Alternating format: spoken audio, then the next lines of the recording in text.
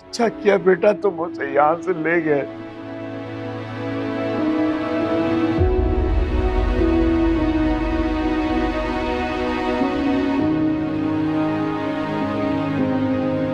वरना दो दो बेटियों की बदनामी कैसे झेलता मैं। आप आज भी सितारे को गलत समझ रहे हैं।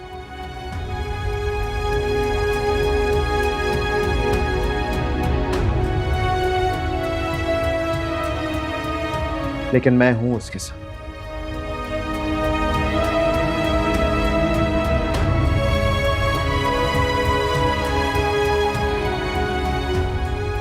शौकत अंकल प्लीज किरण को अकेला करने की गलती मत कीजिएगा।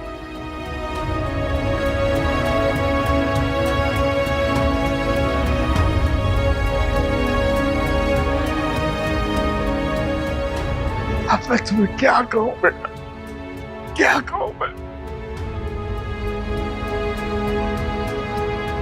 आप कुछ मत कहें।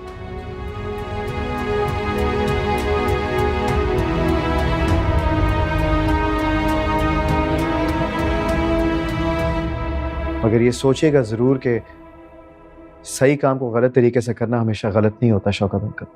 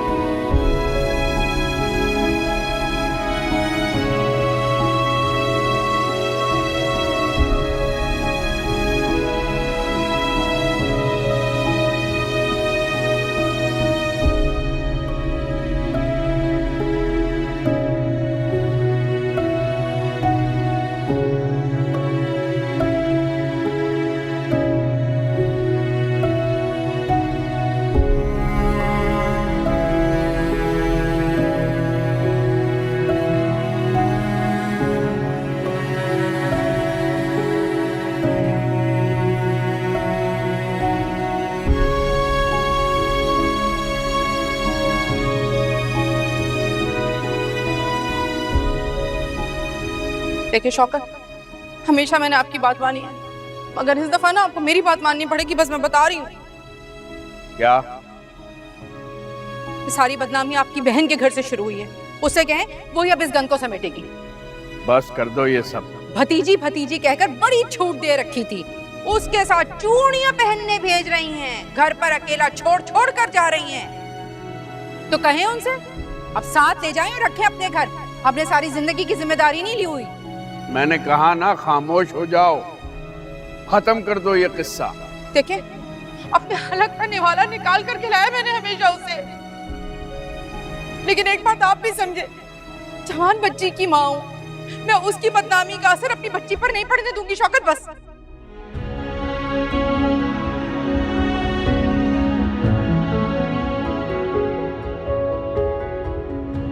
अब मेरी बात सुने, आप उसे प्लीज इज्जत से रुखसत कर दें।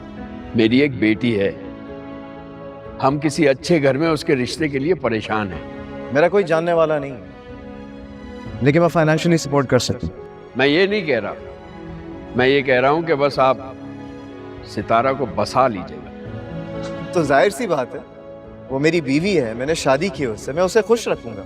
खुशी की बात नहीं है, बस रख लीजिएगा, यहां मत भेजिएगा। मर गई वो हमारे लिए और हम उसके लिए। लेकिन अंकल, उसका घर, उसका भाई, और जब घर बिकेगा तो मैं हिस्सा दे दूंगा, लेकिन आपने सितारा की पूरी कीमत सलमान को दे दी है ना, तो बस उसे वहीं रखिएगा, दोबारा यहां मत भेजिएगा।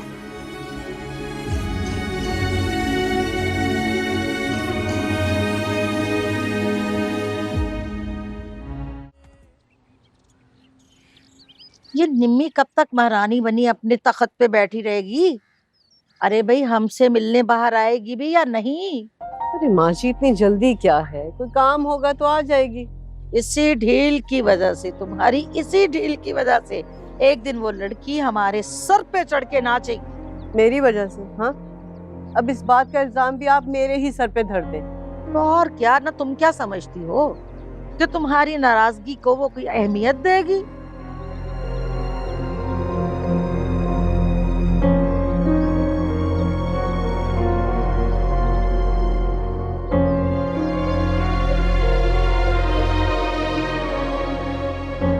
ना ना ना, बल्कि वो तो ये समझ रही होगी कि तुमने हथियार डाल दिए।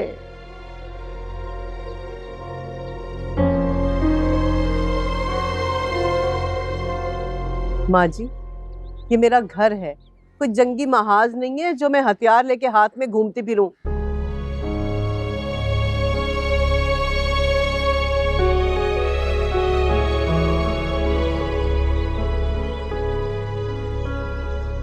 तो रही बात उसकी अहमियत ना देने की, तो आप हैं ना, आप करवा लीजिए ना अपनी अहमियत उससे।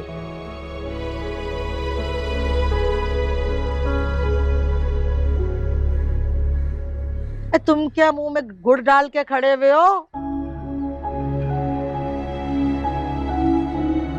तुम भी कुछ बोलो।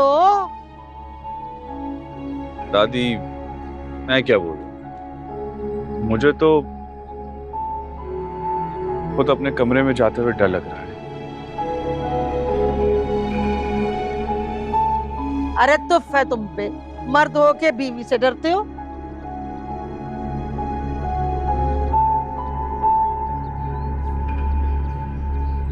बीवी तो ऐसी है जिसने अपनी भाभी को कत्ल करने की कोशिश की है।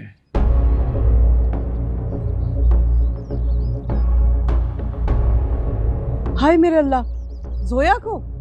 हाँ, लेकिन वो सबके सामने मुकर गई।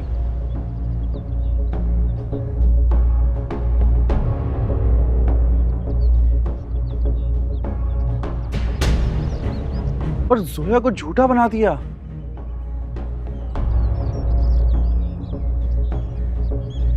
उसकी तो आदत है हमेशा मुकरने की।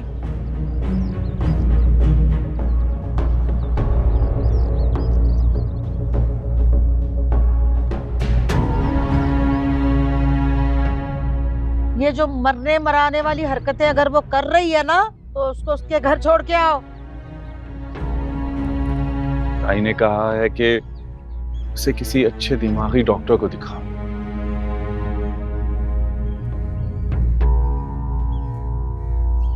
और अगर अब घर छोड़ आया तो लोग क्या कहेंगे कि हम उसे शादी करके क्यों लाए थे? अरे तो बता दो ना कि शादी करके तो हम इसलिए लाए थे कि नजमा के नाक में नकेल डाल सके।